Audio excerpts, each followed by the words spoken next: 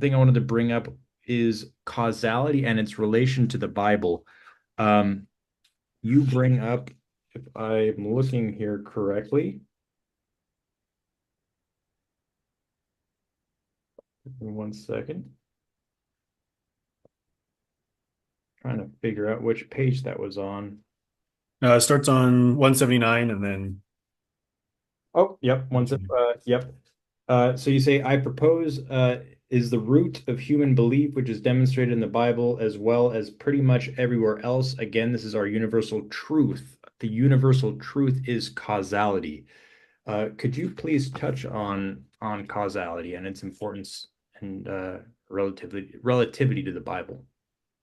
yeah, so I think that this approach is again uh, trying to appeal to that modern intellectual because from the sort of scientific perspective, what we're going after is discovering the mechanisms of causality.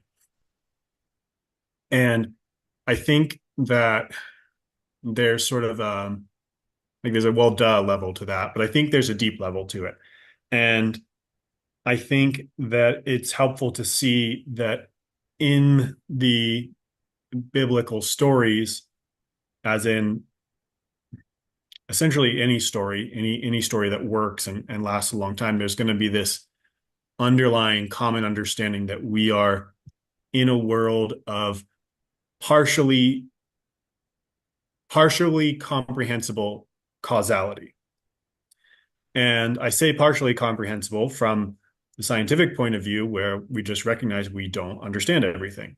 And then from the biblical point of view, the people also did not understand, you know, why things happened at certain times and how exactly. And some people thought you could propitiate local pagan gods to get the rain, and some people thought that um, you could sacrifice babies and get something out of that. And Israel was convinced throughout many times of their history that if you were slaughtering the bull just right and doing exactly the way the Torah says, then God had to do what you wanted him to do. And so we look at that now and we sort of have the lens of, well, those stupid people, they didn't know anything about real causality because otherwise they wouldn't be doing such silly things. But I think it's important to note that they were acting with some, even if we think it's erroneous, some sort of belief in causality, that they were seeking to uh, participate in the web of causation that exists in the world throughout the entire universe, and to participate in it in a way that that was functional and allowed them to flourish and experience a life of the least amount of toils and sorrows and the most amount of prosperity.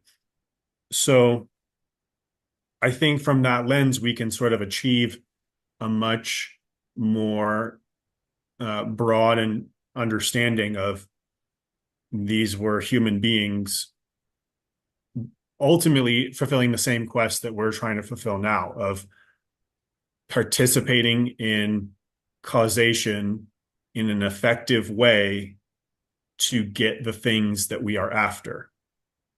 And I think that um, that goes a lot deeper than we normally suppose, because most people aren't really wowed by the fact that, oh, look, I pour water in a cup and now there's water in a cup. Like, whatever.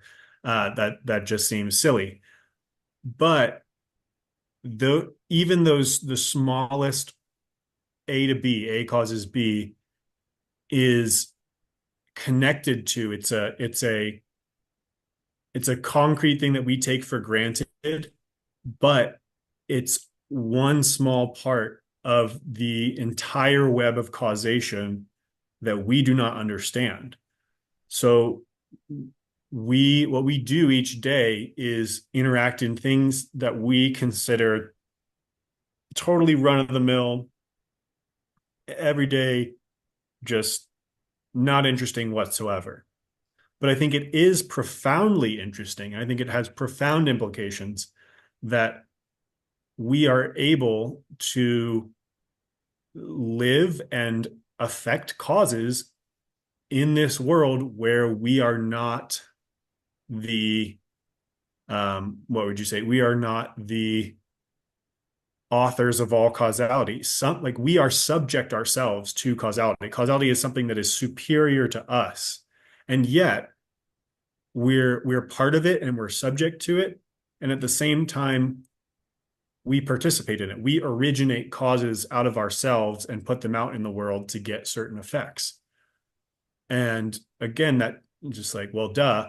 But what I think this says is that there is a, this is how I put it in the book.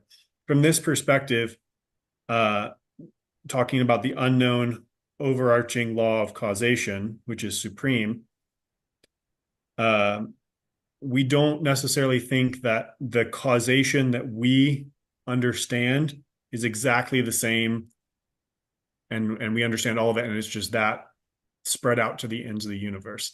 A few scientists maybe think that, but for the most part, even most scientists don't believe that we know all of the fundamental laws of causality, even in the physical sense.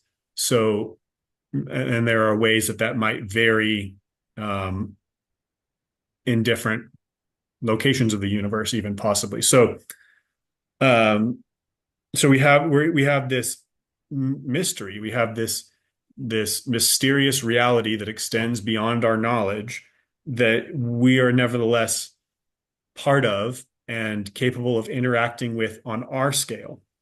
And so I think what that means is that we do believe that there is an order, not that we know the order, but that there is an order and that things do proceed causally everywhere, and that we have been able to see and come to know what we have been able to see and come to know here is a derivation of that underlying broader truth, and that we wouldn't be able to operate by these minuscule and fallible rules of causation that we have already understood if causation were not true fundamentally of creation of the universe as a whole. So the point is, regardless of the accuracy or completion of our map, our understanding, we do believe that there's a territory, a mappable, not necessarily perfectly by us, underlying structure. So this belief in causality is something that is mysterious and beyond us and transcendent in a way, and yet we participate in it. And this is really the foundation of science. And at the same time, I think it's almost, if not directly, a mystical reality that we experience every day and just overlook.